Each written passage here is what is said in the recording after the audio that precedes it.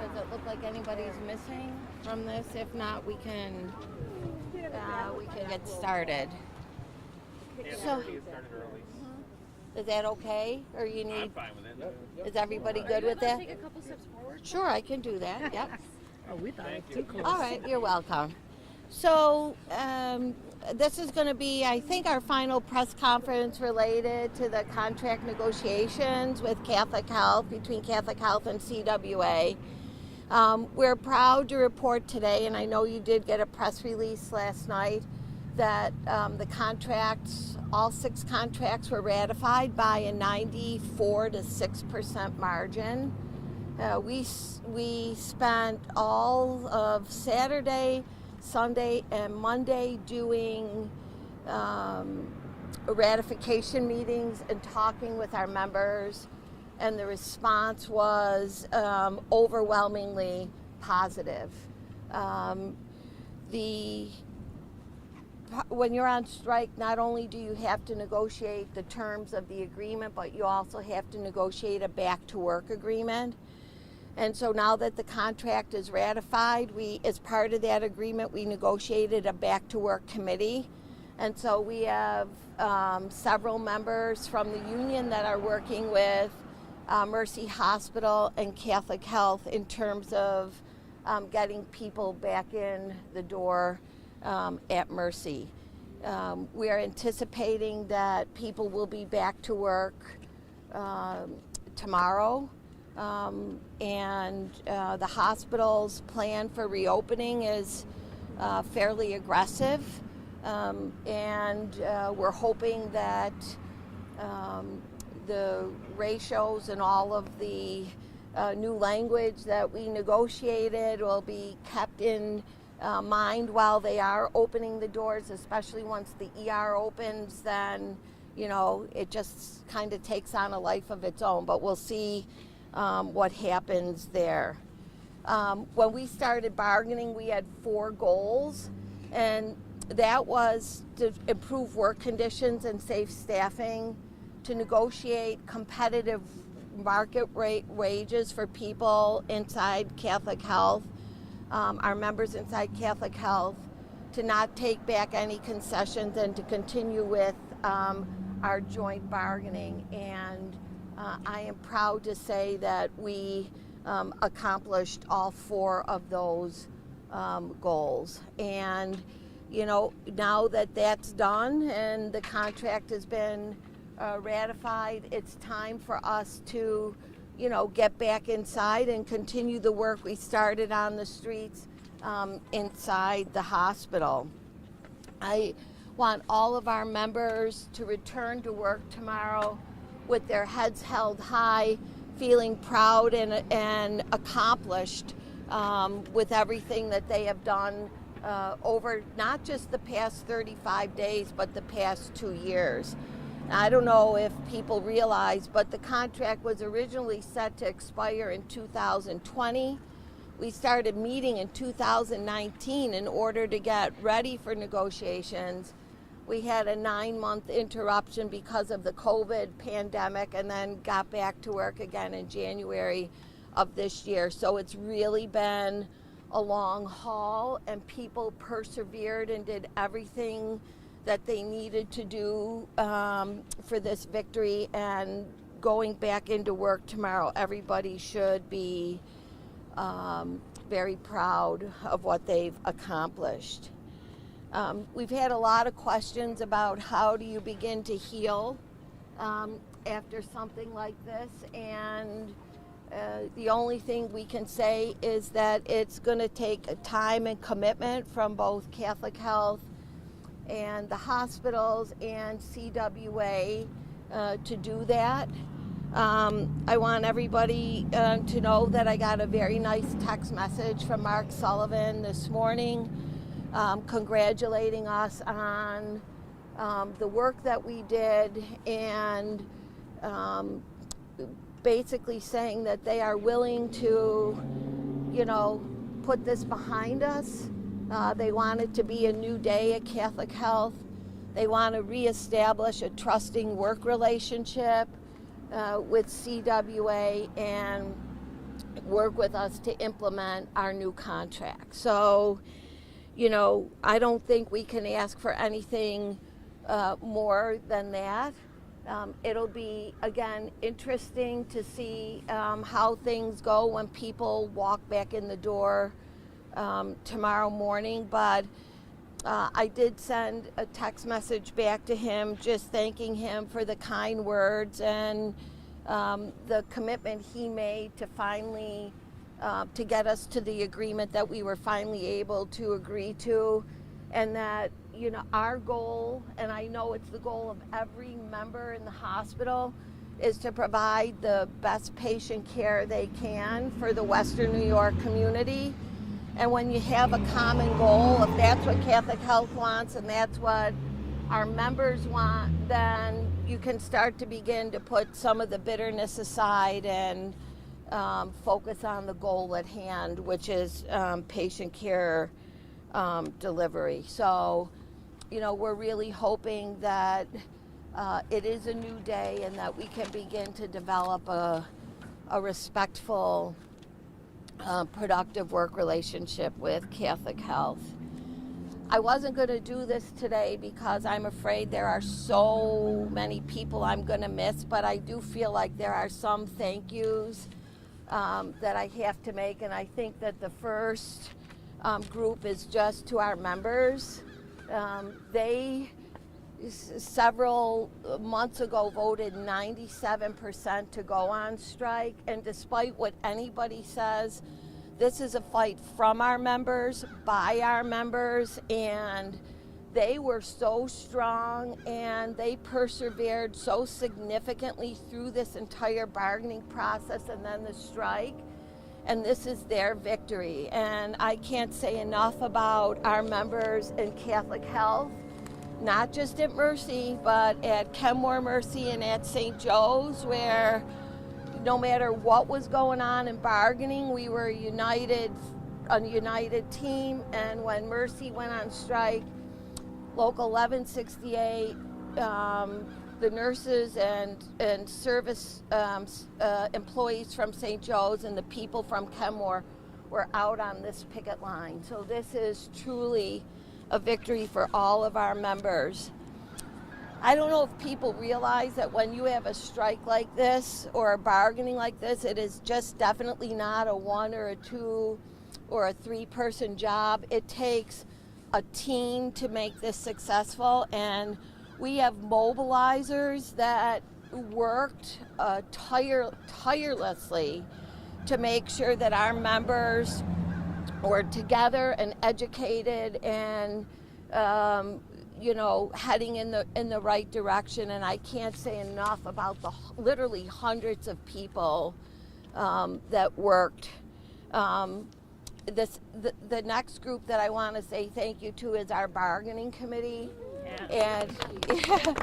And we have a really incredible group of people that for 2 years, with a lot of ups and downs, just continued to work to make this contract a possibility. And the night we finished bargaining, I told them there's not a lot of people who can go to their graves saying that they made an absolute difference in the lives of people, and they do this every day when they're at work in the hospitals, but they have made a difference in terms of how healthcare is going to be delivered in Western New York. So to our bargaining committee and our mobilizers and our members, they all have to be incredibly proud of that accomplishment.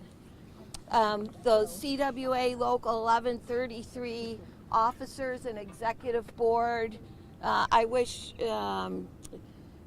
Jackie and Carrie are here, and I wish Brian was here as well, because while we were all bargaining, he just kept the office going, and his crew was absolutely amazing.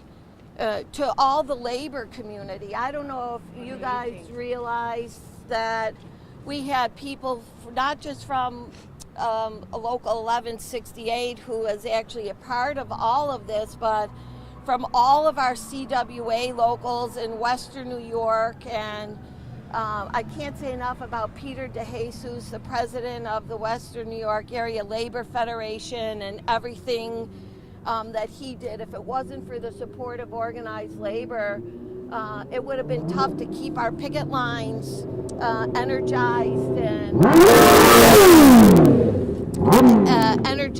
and you know, their morale up. So we really appreciate it. Same to all of our allies in the social justice community who are just phenomenal.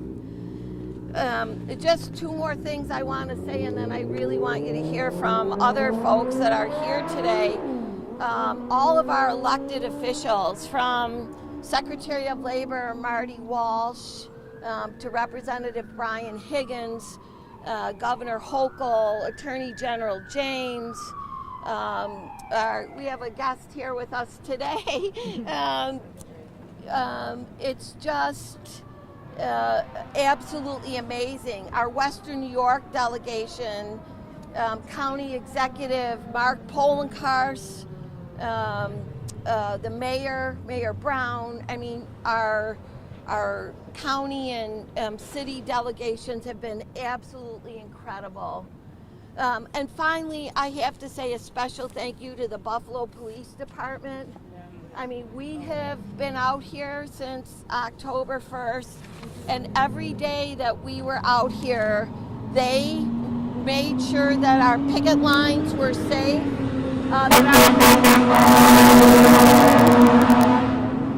that our members were safe while they were on the picket lines, and they were just absolute consummate professionals the whole time we were out here. So we appreciate everything they did in keeping us safe.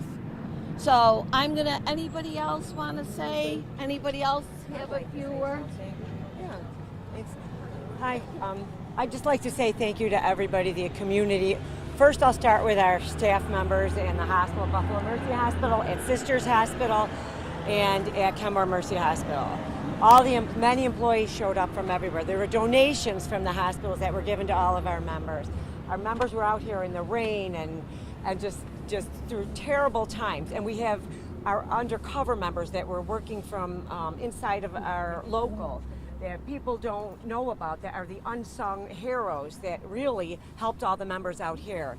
But the community came in. There were people walking by giving us boxes of donuts, and they showed up with pizzas, and some people would hand a $5 bill to somebody to add to something. It was the most incredible unity that I've ever seen in my life. It's overwhelming. And then you look at the local labor who just showed up just tremendously and just boosted everybody. And it was an all effort. It was a complete all effort. And because of it, I think we're going to see a domino effect. I think you're going to see healthcare in Buffalo and Western New York improve. But it's also, we just tipped the first domino, and I think it's just going to go crazy throughout the United States, because I believe that healthcare throughout the United States needs to change. And I think that our members were the breaking point of it, but I also think our community was too. So I think, I just say thank you to everybody. I say thank you to the bargaining team who did a great job. And thank you to all the members, and thank you to Deb Hayes, who spent so much time, countless time with everybody. And thank you to Senator Andrew, who came in from the Bronx today. Brooklyn. It's a B word, sorry. And he had it scheduled a while back ago, but he's here for our victory, thank goodness. So thank you so much. Could you give us your name? Oh, Jackie Etipio, CWA 1133 president. Spell your last name, Jack. ETTIPIO. Can you tell us a little bit more about what you got? I mean, you talked about competitive wages, so if you got raises, how much did you get? You talked about staffing ratios. What are they going to be? And we could get into that two-tiered insurance thing, too, if that went. Yeah, so the last week of the strike was really about the staffing ratios. And we felt very firmly that in our med-surg areas, we needed to be at a 1-to-4 ratio. And what we were able to do is negotiate a 1-to-4 ratio for the day shift, and then a 1 to night ratio on the night shift. A 1 to what? A 1 to 5 ratio on the night shift, with an increased number of support staff on nights. That's just very general, because there are step down units that are 1 to 3 on days and nights. There are specialty units that are 1 to 4.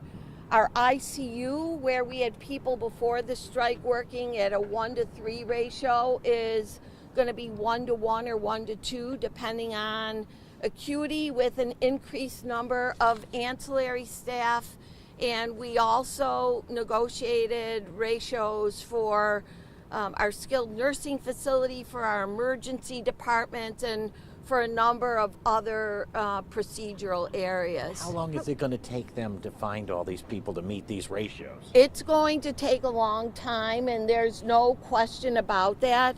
They literally have to hire hundreds of people inside Mercy and Kenmore Mercy to meet the ratio. The last number I saw for Mercy was approximately 400 people.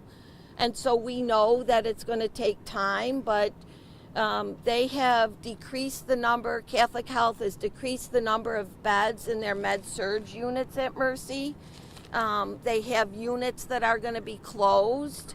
And, you know, we are pushing them very hard that people cannot return to work in the conditions that they walked out from.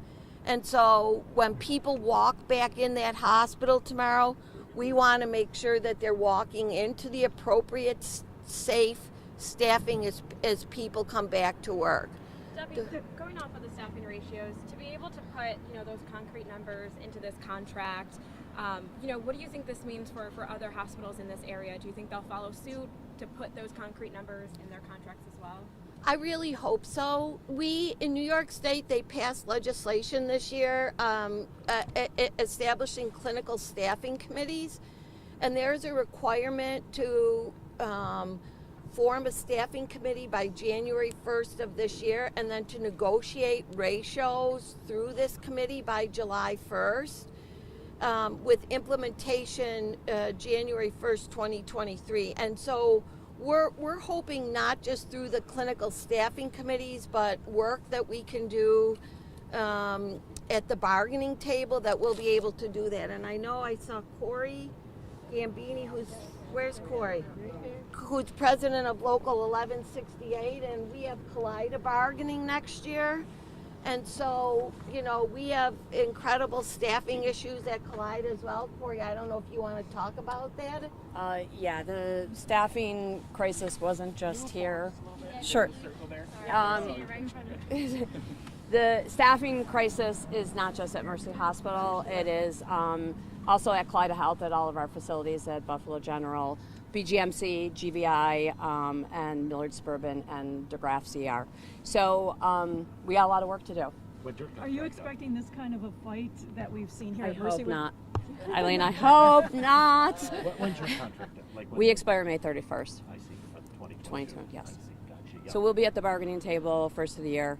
We're already starting to meet and caucus and get our CWA team ready. Do you have any idea, I mean, from what you've been told, I think a lot of viewers might want to know, when will things be back to normal here from a patient perspective? When can I go to the ER here? When can I have a baby? Not me have a baby, but when can... Return to work, want to talk about? So I don't know if you have more specific information. Everything is going to open tomorrow. The ER is going to open. The people are going to go back to work. The med-surg floors are going to open. I think Catholic Health is expecting that the reopening of Mercy Hospital is going to go incredibly fast, especially once the doors of the emergency room open. What time? Tomorrow morning, 7 a.m. So 7 a.m. tomorrow morning, the emergency room. I don't know if you guys want to step up here. Go ahead. So a lot of the staff are very eager, yet they're very nervous. But we are proud of what we have accomplished here, and we're looking to have safe staffing, and we're looking forward to it. That's something that will go down in history, and that needed to be done, you know. So we're looking forward to this. We currently have a committee, some of the bargaining people, myself, Corey Webb, Carrie, and Aaron Spalding, who is not here from the district. And then there's and Kavana Neely, and members from the hospital are in meetings right now. We stepped away just to do this press conference, and we are negotiating and making notifications to every member that is employed by Mercy Hospital to bring them back tomorrow. Everybody's getting notifications. We're going to bring everybody back. We're opening several floors. Some floors will have to remain closed until we can get staff and get the patients into the facility that need to be kept overnight. Do you know anything about, for like, I think the sisters, there was a $20,000 bonus, but I heard that it was the people over here didn't want that, or what's that all about? That's not true. We didn't want it. We did negotiate into our contract a similar bonus for our float pool nurses and aides into our contract. Your what kind of pool? I'm sorry. Float pool. Float pool is nurses and aides that can be sent anywhere in the hospital to help supplement the staff where they're short.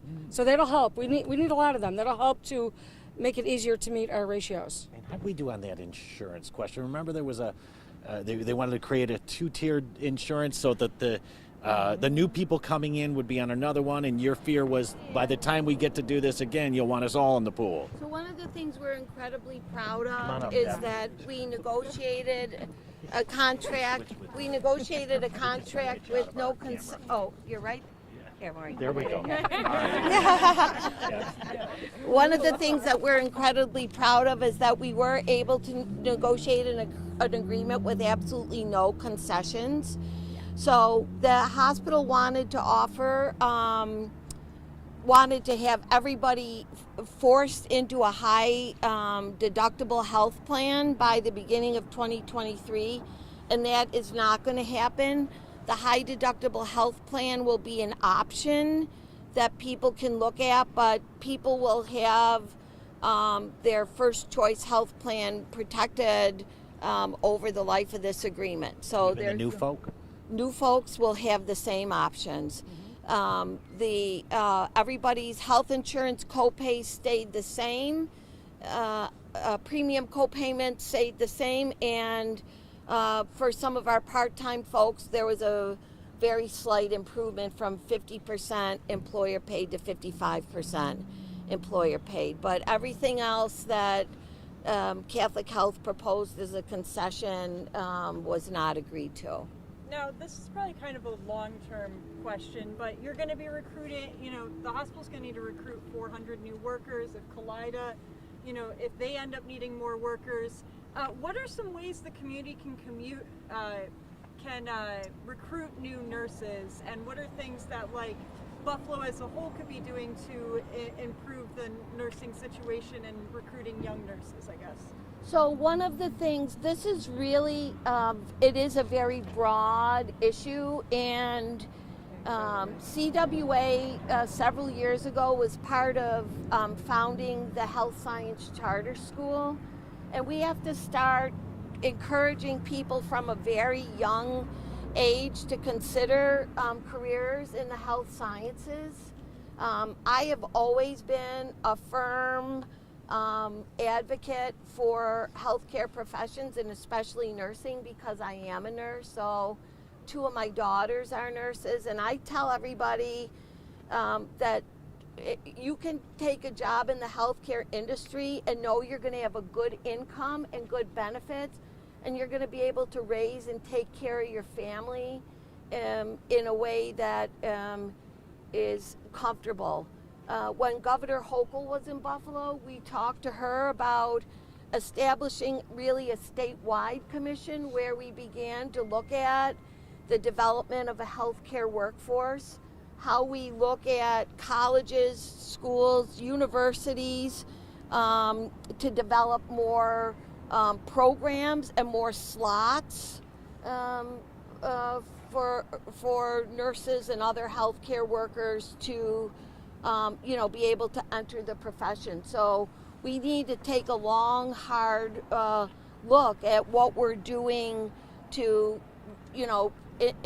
instill interest in younger people, get commitments from folks to go to college and learn a healthcare profession, and then our job is going to continue to make sure that the environment of care and the work conditions inside the facilities are such that people feel really comfortable working there once they get there.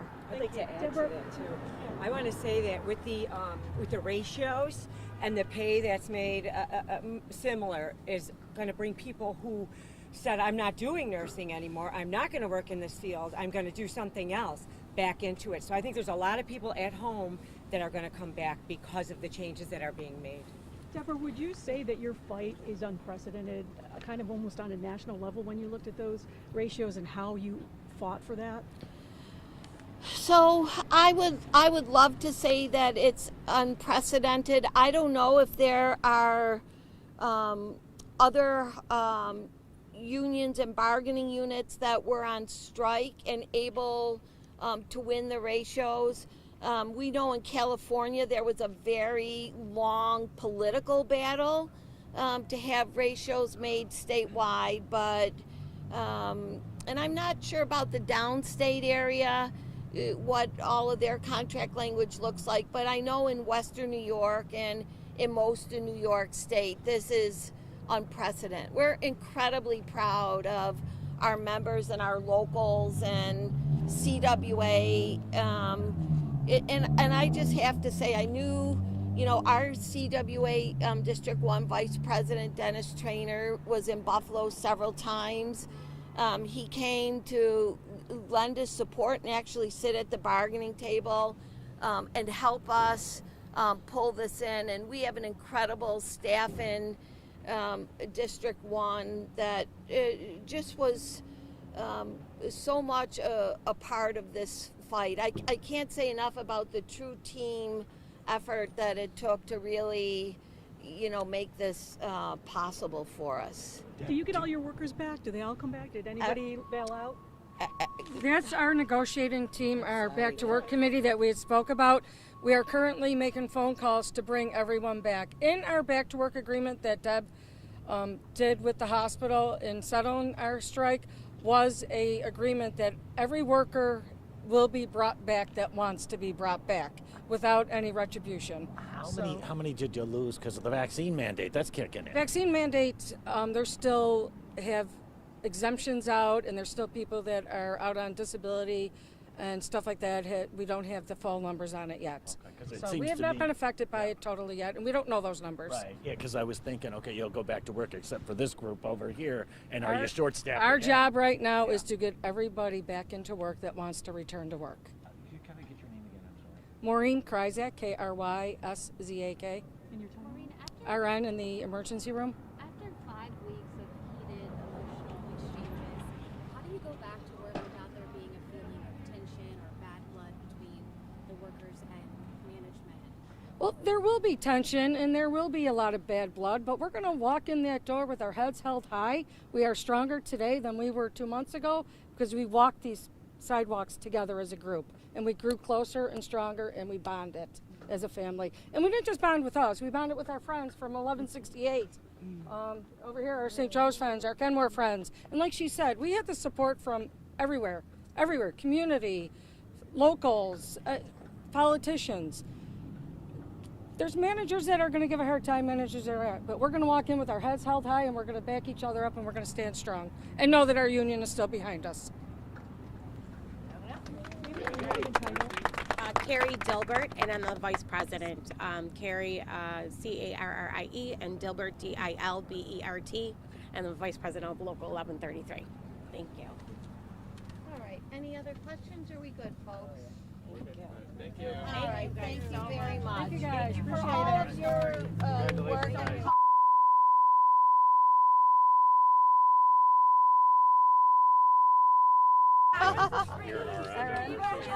I'm also on the executive board as well as on the bargaining team. Oh, God, Corey.